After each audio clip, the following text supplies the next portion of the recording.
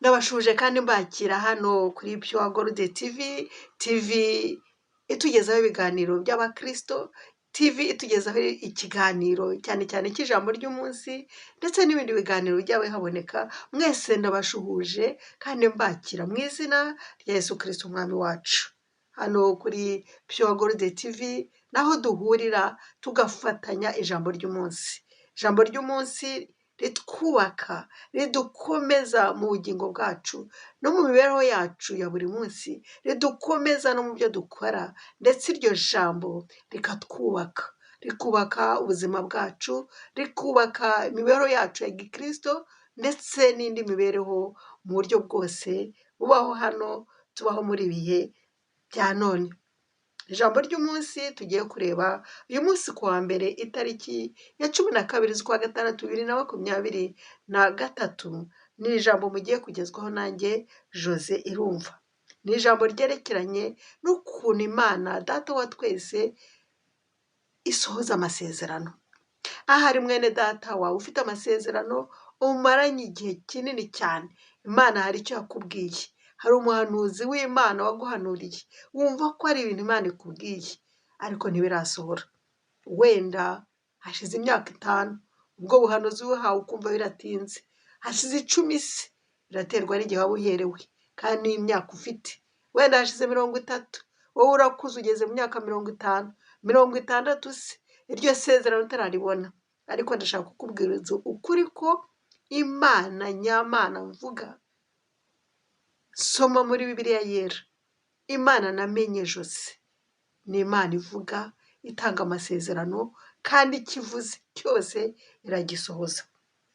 Reka turebe icyo ijambo ry'Imana ritubwira muri Yosuwa ibice 21 umurongo wa 45, havuga ngo amasezerano yose Uhoraho yari yarasezeranyije Abisirayeli yarayashoje, ntasigara na rimwe. Ndasubiramo, amasezerano yose Uwiteka Imana ihoraho yari yarasezeranije Abisirayeli yarayashohoje, ntihasigara na rimwe. Ni ukuvuga ngo amasezerano yose Uwiteka yari yarasezeranije Abisirayeli yose yarashohoye, yose yarayashohoje, yose yarasohoye. Ni ukuvuga ngo nta na rimwe ryasigaye ridasohoye. Amasezerano yose Imana yatanze yarasohoye. Ubu ni ubuhamya, uku ni ukuri. Iki ni ikikwereka ko Imana yacu iyo ivuze irasohoza. Biratinda. Abisirayeli basezeranijwe kuzagera mu gihugu cy'isezerano ariko bagezeyo batinze. Wenda impamvu z'ibyaha, ari impamvu zabiteye nyinshi. Nawe rero hari ibintu Imana yagusezeranije bikaba byaratinze, wenda ni wowe ubitinze, wabibwirwa n'iki? Ni ukwisuzuma uyu munsi tukareba, ese ni iki gitinze isezerano? Ese ni iki gituma amasezerano yanjye atinda gusohora? Kandi ni ay'ukuri azasohora koko, ariko hari ikintu kiyatinza. Wenda igihe ntikiragera cy'Imana, cyangwa se wasubiye inyuma, amasezerano aratinda. Hari ibyaha waguyemo bitinze amasezerano burya nabyo. Ariko mwene data, iri ni ijambo ryawe umunsi wa none rikubwira ngo humura, icyo nakubwiye icyo ari cyo cyose, ryari nagusezeranije, wa mugisha nagusezeranije uzawubona kandi uzasohora. Isezerano ryose Imana yasezeranije Abisirayeli ryose ryarasohoye. Iki ni ikikwereka ko Imana ari ukuri kandi ijambo rije kugukomeza, rije kongera kukwihanganisha, rije kongera kukwereka ko bya bindi byawe byatinze utegereje, ukibaza uti ese aho ni Imana yavuze? Ese biriya bizaba? Ese aho sinibeshye? Ese uriya muhanuzi ni ukuri?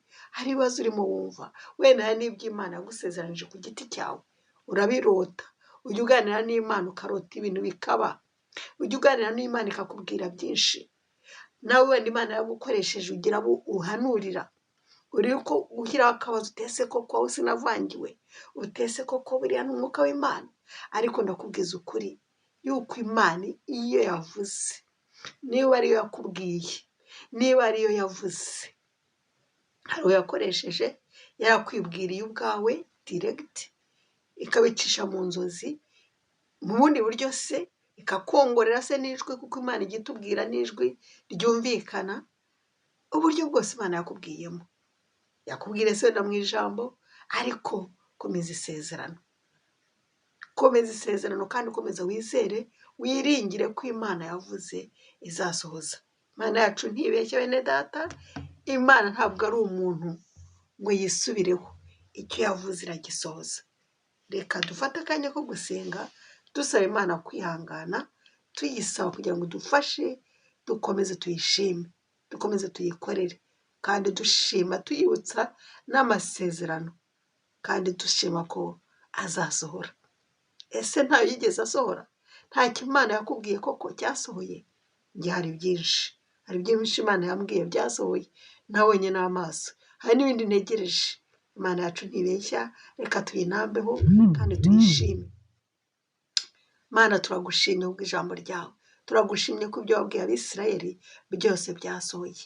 Turasabye kugira ngo natwe dufashe, twihangane, tumenye ko natwe ibyo watubwiye bizasohora mu gihe cyawe. Urakoze Mwami, byose mbisabye mu izina rya Yesu Kristo umwami wacu, amena. Bene data twari kumwe, mbasezeho mbifuriza icyumweru cyiza, kandi mbasabira umugisha, ndetse mbasaba gukomera ku ijambo ry'Imana no ku masezerano yayo. Igihe nikigera tuzatanga ubuhamya, muzatanga ubuhamya mubwira abandi, mukomeza abandi ko icyo Imana ivuze iragisohoza. Twifurije icyumweru cyiza bene data n'abawe bose.